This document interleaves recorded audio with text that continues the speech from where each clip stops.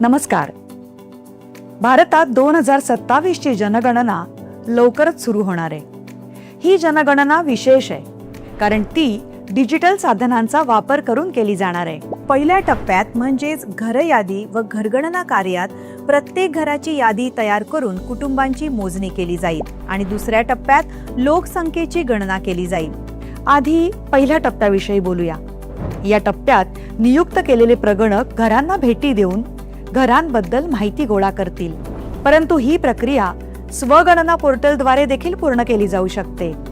कुटुंब प्रमुख किंवा त्यांच्या वतीने कुटुंबातील कोणताही सदस्य पोर्टलला भेट देऊन आपल्या घराचे आणि संबंधित उपलब्ध सोयी सुविधांविषयीचे तपशील भरू शकतो. कृपया नोंद घ्यावी. एक कुटुंब फक्त एकाच मोबाईल नंबरचा वापर करून लॉग इन करू शकते आणि ही नोंद कुटुंब प्रमुखाच्या वतीनेच केली गेली पाहिजे.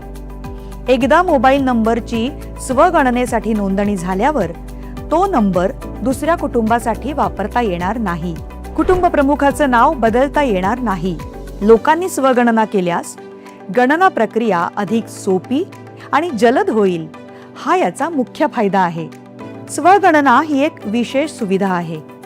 ती त्या विशिष्ट राज्यात किंवा केंद्रशासित प्रदेशात घर यादी कार्य सुरू होण्याच्या 15 दिवस आधी उपलब्ध करून दिली जाईल.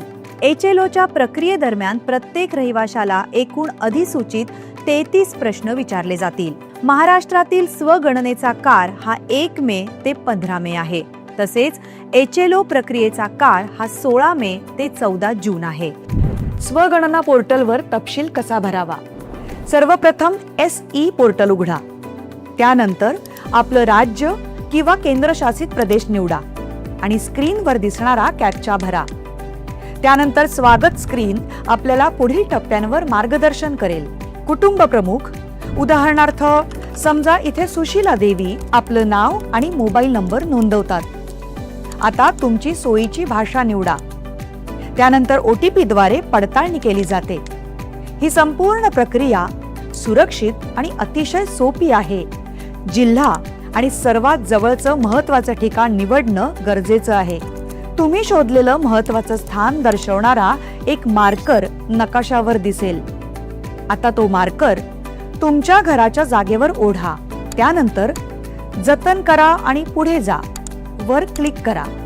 यानंतर HLO प्रश्नावलीचं पान उघडेल. बहुतेक प्रश्न पर्यायांवर आधारित असतील.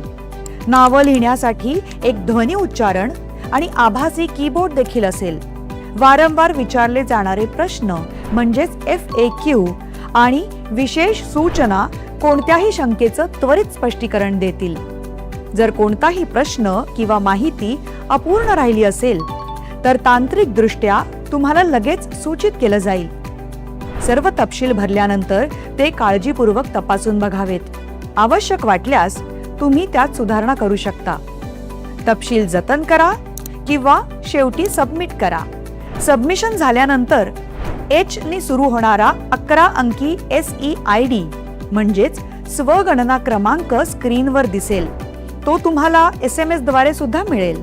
जेव्हा प्रगणक तुमच्या घरी भेट देतील तेव्हा त्यांना हा SEID क्रमांक दाखवावा. तुम्ही दिलेली अचूक माहिती केवळ आपल्या देशाला सशक्त करत नाही तर त्याचं खरं चित्रही सादर करते.